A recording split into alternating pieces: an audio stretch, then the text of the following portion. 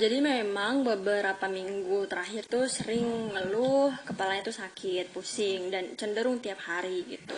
Cuman kan kita keluarga mikirnya mungkin cuma salah makan doang karena punya kolesterol gitu kan. Tapi kok udah dihajar obat, kemudian minum jamu segala macam masih belum mempan juga. Berarti kan ini mungkin tidak hanya kolesterol doang gitu kan.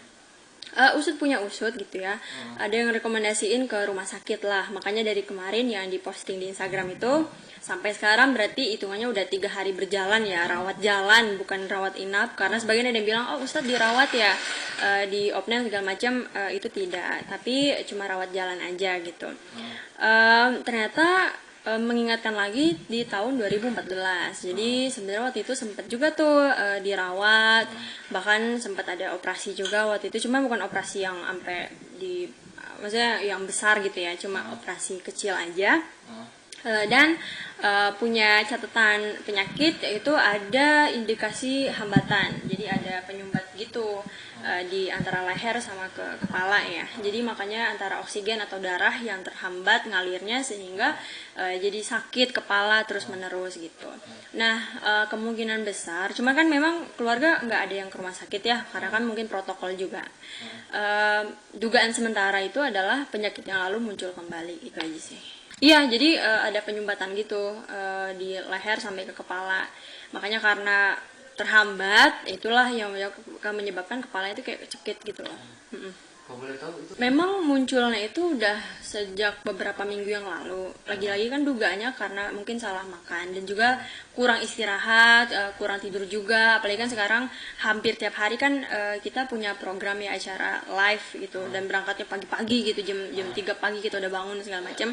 Abis itu terus sampai malam, bangun lagi pagi, malam lagi. Nah, itu kan istirahatnya kurang, kemudian olahraganya kurang, pola makannya kurang, pola tidurnya berantakan. Nah, mungkin itu juga yang memicu kenapa penyakit yang di 2014 itu muncul lagi.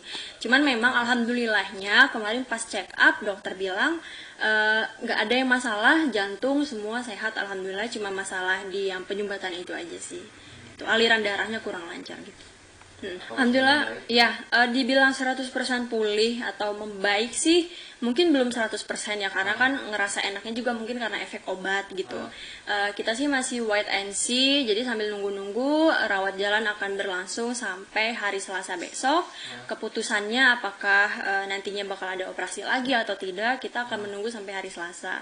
Kalau misalkan hari Selasa itu udah nggak sakit-sakit lagi, berarti udah selesai di situ, perawatannya udah nggak jalan lagi. Tapi kalau misalnya masih sakit, berarti ada kemungkinan tindakan yang lebih jauh lagi gitu.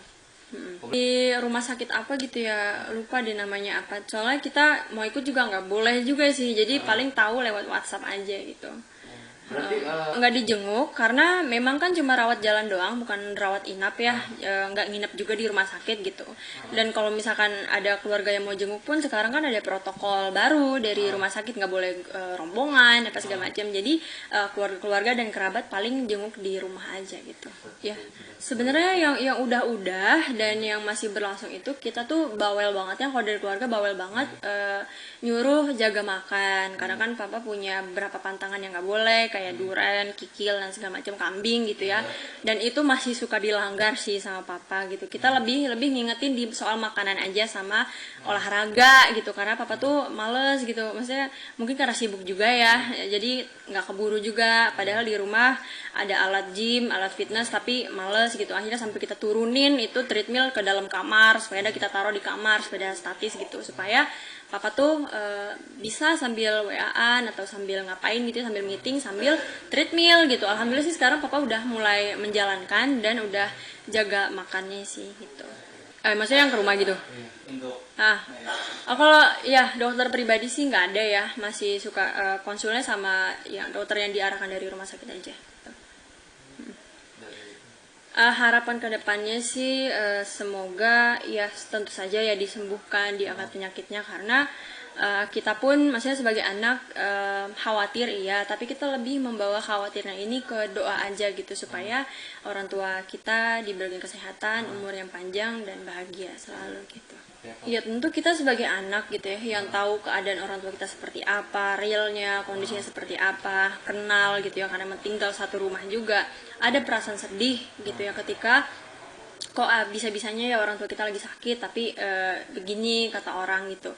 Cuman ingat selalu sih pesan papa, kita harus punya hati seluas samudra gitu. Namanya orang lagi sakit, ya kan itu kan menggugurkan dosa juga gitu. Kita lebih melihat ke yang positifnya aja, maksudnya lebih melihat ke orang-orang yang mendoakan, yang mencintai, yang perhatian, memberikan perhatian, nanyain kabar, lebih fokus ke situ aja. Yang gak suka mah biarin aja gitu ya, karena mungkin kebencian juga memang sudah menguasai hati mereka. Kita juga nggak bisa ngomong apa-apa, hanya bisa berdoa gitu ya.